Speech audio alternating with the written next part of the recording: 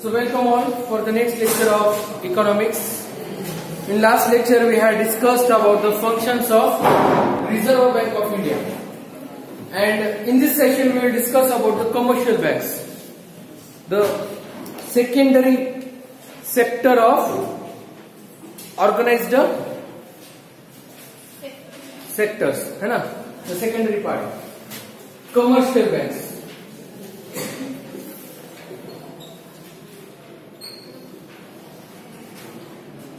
What is commercial bank?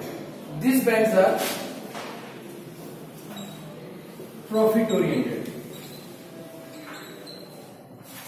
Earning the profit is the primary objective of these banks.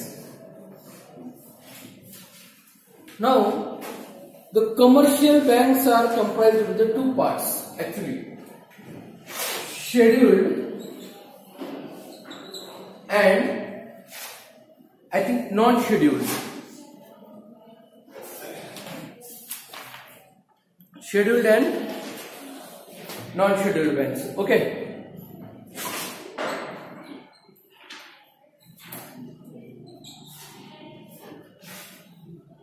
What is scheduled banks and what is non-scheduled banks? Under the 1934 Act of RBI, Reserve Bank of India, they made some schedules. त्याला आपण appendix सुद्धा म्हणतो. काही list बनवले. दोन second schedule मध्ये ज्या ज्या बँकांची लिस्ट दिलेली, ज्या ज्या टाइप्सच्या बँकांची लिस्ट दिली आहे ते असतात शेड्यूल्ड बँक, आणि जे त्या लिस्ट मध्ये नाही ते सगळे नॉन शेड्यूल्ड बँक.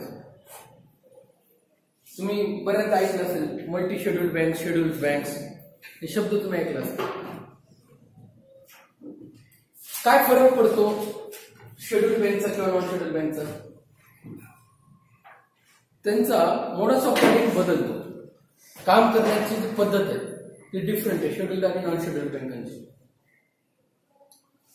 ऍक्च्युली मध्ये कमर्शियल बँका प्रॉफिट सिकिंग आहे, कारण की त्या काय करतात, loans accepting deposits and lending loans and advances हा प्रायमरी फंक्शन आहे. दोन कामावर चालतात कोणतीही कमर्शियल बँक. प्रॉफिट ओरिएंटेड तर आहेच, पण हे दोन काम त्यांचे महत्वाचे आहे. ऍक्सेप्टिंग डेपॉझिट अँड लेंडिंग प्रत्येक व्यक्तीच काम करतात.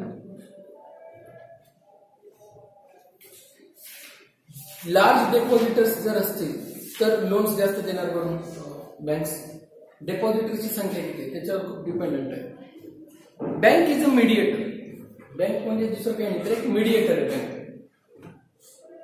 ते मिस्टर राम नावाचे व्यक्ती होते.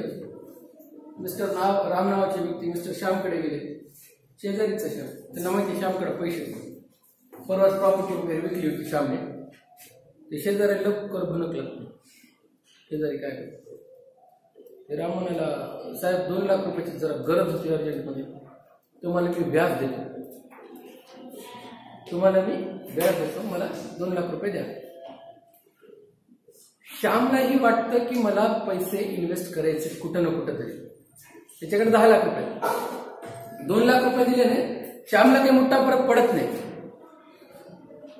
श्यामला तर व्याजच पाहिजे कुठूनही. श्याम रामला पैसे देत नाही. का बरं?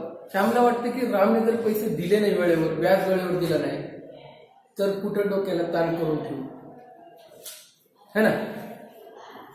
एकीकडे बँक आहे, बँकेमध्ये पैसा सेफ सुद्धा आहे आणि व्याज सुद्धा भेटतो, आणि एकीकडे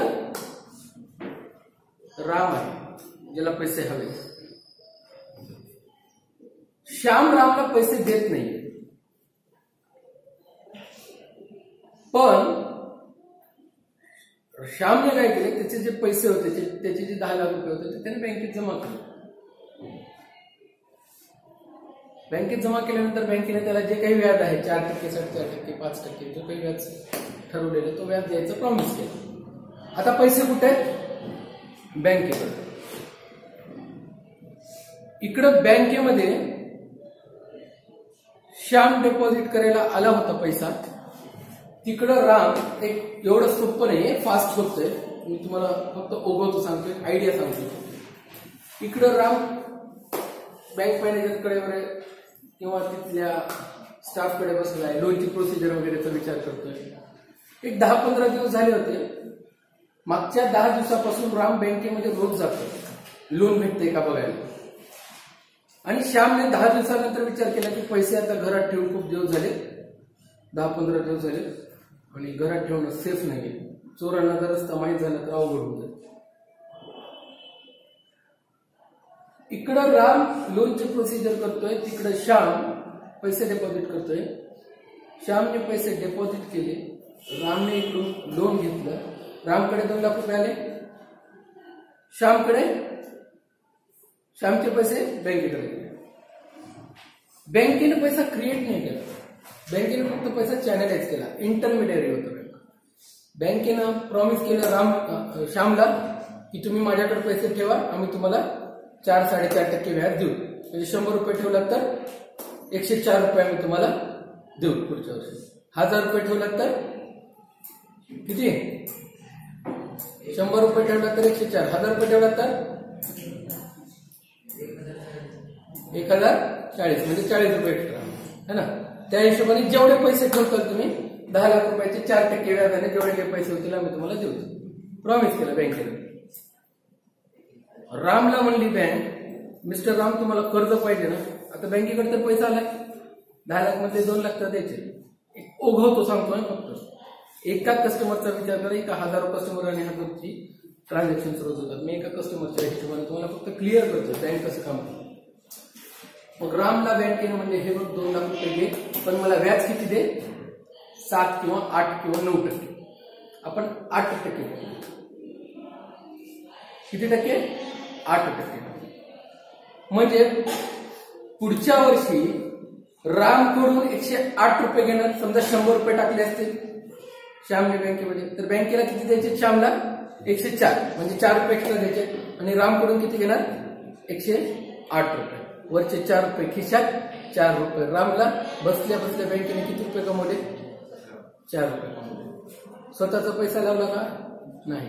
रामला वाटतं की त्याने श्यामकडून पैसा घेतला नाही, श्यामला वाटतं त्यानं रामला पैसा दिला नाही, पण ऍक्च्युअली मध्ये दोघंही एकमेकांच्या मदतीला धावूनच आले.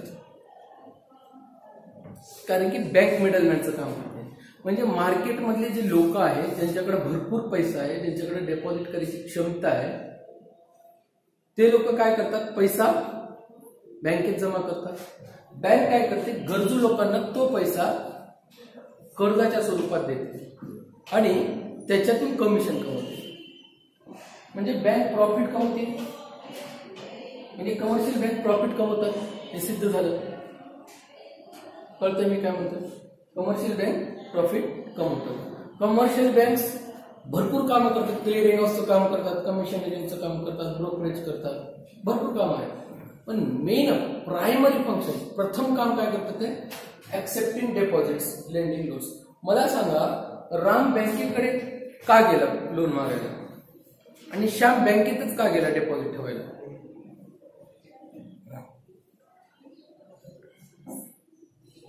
कारण की ह्या सगळ्या कुठं ना कुठं तरी स्थिर आहे, त्याच्यावर विश्वास आहे लोकांचा. कारण की ह्यांच्यावर कंट्रोल कोणाचं आहे,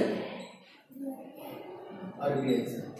म्हणून श्यामला वाटतं इथं पैसा सुरक्षित आहे, रामला वाटतं इथून पैसा भेटू शकतो. चॅनल तुम्हाला दुसऱ्यांना कर्ज देताना विश्वास बसत नाही. जसं मिस्टर श्यामला विश्वास बसत नव्हता की राम वेळेवर पैसा देईल का नाही, पण श्यामला विश्वास बसतो 4 पैसे कमी येऊ द्या पण पैसा सुरक्षित आहे. आणि कमर्शियल बँकेचा फंक्शन मिडलमॅनचा आहे, इंटरमिडिएट. गरजू लोक ज्यांना कर्ज पाहिजे आणि असे लोक ज्यांच्याकडे पैसा आहे. एक पैशाचा जर पॅटर्न बघितला तर सर्वात अगोदर माणूस काय करतो, पैसा कमवतो. स्वाभाविकपणे पैसा कमवतो. अर्निंग हा प्रायमरी स्टेज आहे कोणत्याही व्यक्तीचा, पैसा कमवणे. मग बिझनेसच्या स्वरूपात असेल, ऍसेट्स विकून असेल, काही करून असेल, जॉब करून असेल, काही करून पैसा आधी कमवला जातो. तो डायरेक्ट बँकेत आणतात का लगेच कमवल्या नाही. बँकेत सुद्धा कमवलेले पैसे येतात डायरेक्टली, पण ते आपण काढतो आणि त्याच्यातला पैसा खर्च करतो. एक्सपेन्सेस नंतर येते. नंतरचा प्रकार काय? खर्च करणे, एक्सपेन्सेस है ना. एक्सपेन्सेस हा सेकंडरी फंक्शन. एक्सपेन्सेस करून बेसिक नीड वगैरे बाकीचं सगळं करून जर पैसे वाचत असतील तर तुम्ही काय करता? सेव्हिंग करता. बरोबर आहे ना. सेव्हिंग करून जर पैसा वाचत असेल तर तुम्ही काय करता? इन्व्हेस्टमेंट करता. बरोबर आहे ना. आणि इन्व्हेस्टमेंट केल्यानंतर शेवटी पैसा उरला तर डोनेशन देतात. ह्याच्यातली जर पायरी चुकवलात, आर्थिक संकटात आला, डायरेक्ट अर्निंग केल्यानंतर डोनेशन केलं, घरी लेकर उपाशी बसतात, बायको भांडण करते, नवरा भांडण करतो, चुकूच येत नाही. डायरेक्ट डोनेशन करता येत नाही. डायरेक्ट इन्व्हेस्टमेंट केल्याचं, डायरेक्ट इन्व्हेस्टमेंट करतो. उद्या घरात मेडिकल इमर्जन्सी आली अर्जंटमध्ये, काय करणार? सेव्हिंगच नाही, इन्व्हेस्टमेंट आहे. सगळं असं बिल्डिंग घेतलंय, गाड्या आहेत, सगळं जबरदस्त फर्निचर वगैरे सगळं करून ठेवले, शेत घेऊन ठेवले. पण घरात मेडिकल इमर्जन्सीचे डॉक्टर म्हणते, मी तुम्हाला सांगितलं ना, जल्दी से जल्दी 10 लाख रुपये जमा कीजिए, हम ऑपरेशन अभी शुरू करते हैं. अशी सिच्युएशन आहे. डॉक्टर साहब मेरा बंगला ले लो, गाड़ी ले लो, कुछ भी करो, लेकिन मेरे बच्चे को बचा लो, असं जरी म्हणलं तर डॉक्टर म्हणते सॉरी. डॉक्टर घेते का बंगला? असं डॉक्टरला म्हणलं, डॉक्टर साहब मैं इतने रात को कहां पे जाऊंगा, ये लो सोना, म्हणजे गोल्ड, ये लो गोल्ड, मेरे बच्चे को ऑपरेशन कीजिए. डॉक्टर काय म्हणतं? देखिए भावनाओं में मत भइए, हम पैसे लेंगे. सोना, त्याला पैसे पाहिजे, सोना पण पैसाच आहे, पण त्याने घेत नाही. त्याला कॅश म्हणजे कॅशच पाहिजे. बार्टर सिस्टीम नाही. एक शेतकरी आहे, त्याच्या मुलगा असा आजारी पडला, डॉक्टर म्हणला ऑपरेशन करावं लागते. डॉक्टर साहेब तुमच्या घरात वर्षभर तांदूळ देतो, ज्वारी देतो, तुम्ही किराण्याचं टेन्शनच घेणार. मी आहे ना, माझी किराण्याची दुकान आहे. डॉक्टर म्हणतं का हा ओके चालतंय, आपल्याला तर कुठूनही घ्यायचंय, नाही चालत. इन्व्हेस्टमेंटचा फायदा नाहीये, सेव्हिंग सुद्धा ठेवावं लागेल. सेव्हिंग करताना तुम्ही बँकेकडे येता. मग बँकेमध्ये सेव्हिंगचे प्रकार आहेत. एफडी केलं म्हणजे इन्व्हेस्टमेंट आहे, future, long term. Short term मध्ये सेव्हिंग होते, शॉर्ट टर्मच्या गरजा भागवण्यासाठी. पप्पा मला गाडी घ्यायची, लेकरांना असं म्हणलं की पप्पाला टेन्शन येते, आत्ता गप्प बसवतो, 2 वर्षानंतर अजून मागतेच नाही. त्याला तुम्ही जास्तीत जास्त 6 महिने 7 महिने किंवा टार्गेट देतात. पप्पा चांगले टक्के घे, तुला गाडी घेऊन देतो, जास्त मार्क घे, तुला गाडी घेऊन देतो, है ना. म्हणजे सेव्हिंग हा शॉर्ट टर्म गोलसाठी आहे, इन्व्हेस्टमेंट हा लॉंग टर्म गोलसाठी. आणि जर इन्व्हेस्टमेंट सेव्हिंग करून काही उरलं तर डोनेशन करतात, नाहीतर डोनेशनला जात नाही. हा बेसिक नियम आहे फायनान्सचा. म्हणून आपल्या देशामध्ये इथपर्यंत पोहोचणाऱ्यांची संख्या तर रेअरच आहे,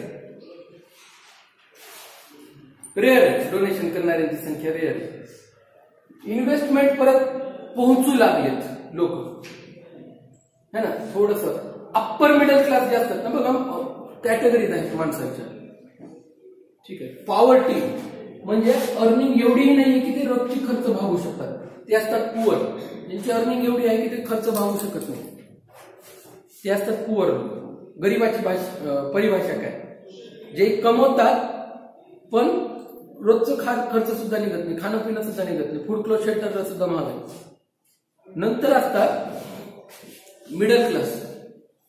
मिडल क्लास लोक अर्निंग करतात, खर्च सुद्धा भागवतात, थोडीफार सेव्हिंग होते, थोडीफार सेव्हिंग करतात. म्हणजे आपण कोणासमोर हात पसरत नाही असे म्हणणारे लोक जे आहेत ना ते मिडल क्लास असतात. अप्पर मिडल क्लास जे असतात ना, म्हणजे मिडल क्लास लोकांचं काय असतं माहिती आहे का, स्वतःचं घर असतं, कसं का असणार पण छत आहे, टू व्हीलर आहे, घरात 4 माणसं आहे, असं लेकरू समोर बसले, माग नवरा गाडी चालवते, मधात अजून एक लेकरू मागं पाहिजे. हे मिडल क्लासची परिभाषा आहे ना. फॅक्ट आहे, मी नाही म्हणत असो, रिपोर्ट्स म्हणतो. मग ही मिडल क्लासची परिभाषा आहे. गरीब म्हणजे सायकल जरी घेतलं तर मोठी गोष्ट आहे.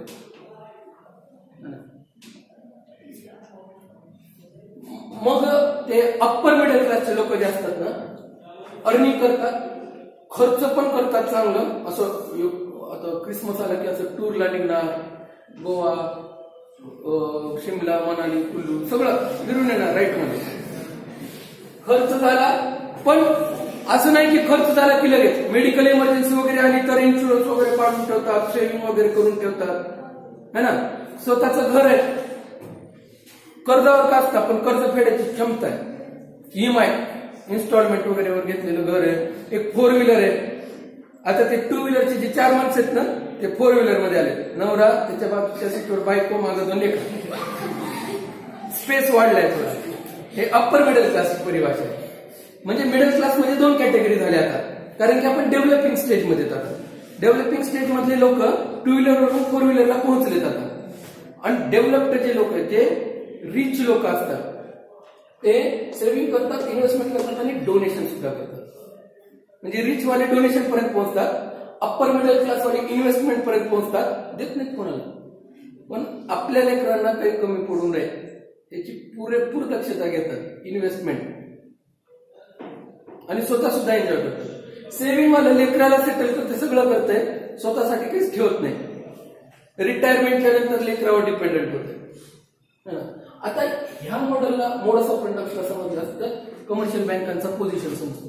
कमर्शियल बँकामध्ये आपल्या देशामध्ये इथपर्यंत लोक सध्या जास्त पोहोचलेले आणि मॅक्झिमम लोकांची संख्या इथपर्यंत आहे. मग डेपॉझिट्स करणाऱ्यांची संख्या आहे कमी आणि लोन मागणाऱ्यांची संख्या जास्त, कारण की हे सगळं करण्यासाठी लागतं कॅपिटल है ना. अर्निंग करण्यासाठी पैसा लागतो प्रायमरी. आता तुम्ही म्हणता सर मला जॉब करायचा आहे, मग कशाला कॅपिटल लागते? अहो साहेब, शिक्षण घ्यायचे तरी पैसा लागतो. ते नर्सरीच्या लेकराला 40 आणि 50,000 रुपये फीस आहे, कुठून आणायचे? म्हणजे कॅपिटल तर लागतं कमवण्यासाठी.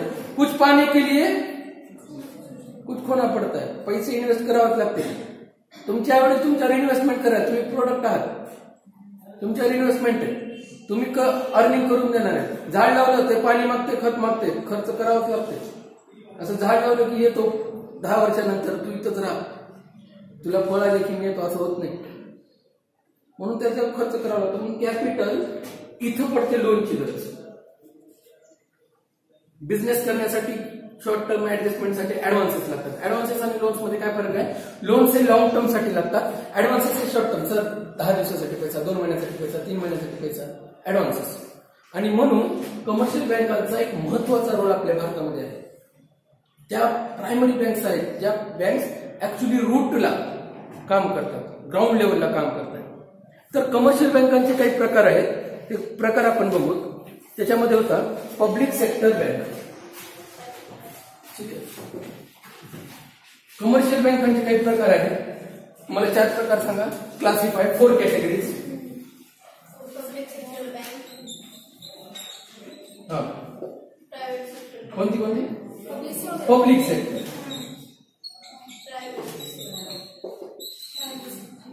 प्रायव्हेट सेक्टर, रिजनल, RRB त्याला म्हणतात, रिजनल रुरल बँक्स आणि फॉरेन बँक्स.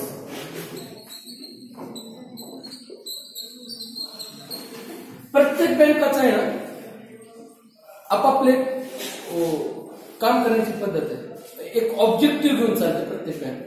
जसं की एक ओघवतं बघितलं तर पब्लिक सेक्टरचे बँक, अशा बँका ज्याच्यामध्ये गव्हर्नमेंटचा एक कॉन्ट्रॅक्ट शेअर आहे, म्हणजे गव्हर्नमेंट त्याच्यामध्ये स्वतः इन्व्हॉल्व आहे. त्याच्यानंतर आहे प्रायव्हेट सेक्टर बँक, गव्हर्नमेंटचं काहीच इन्व्हॉल्वमेंट नाही, privately. Kotak Mahindra, Bandhan bank, ICICI, Axis private सेक्टरच्या बँक्स आहेत. RRB रिजनल लेवलला, रिजनल रुरल बँक रुरल लेवलला चालतात. आणि फॉरेन बँक्स ज्या बँक भारताच्या म्हणजे भारतीय लोकांच्या मालकीच्या नाही, त्यांचा हेडक्वार्टर दुसऱ्या देशात आहे पण ब्रांच का आल्या. फॉरेन बँक्स जसं बँक ऑफ अमेरिका आहे, हाँगकाँग शंघाई बँक आहे, भरपूर बँक्स आहेत. We discuss it in next lecture. ठीक आहे. आता तुम्हाला जर पब्लिक सेक्टरची बँक बघायची तर अशी बँक असेल जी 51% किंवा त्याच्यापेक्षा जास्त गव्हर्नमेंटचे शेअर्स आहेत पब्लिक सेक्टर बँकेमध्ये. सांगू शकतात अशा कोणत्या बँक आहेत? SBI पब्लिक सेक्टरची बँक आहे.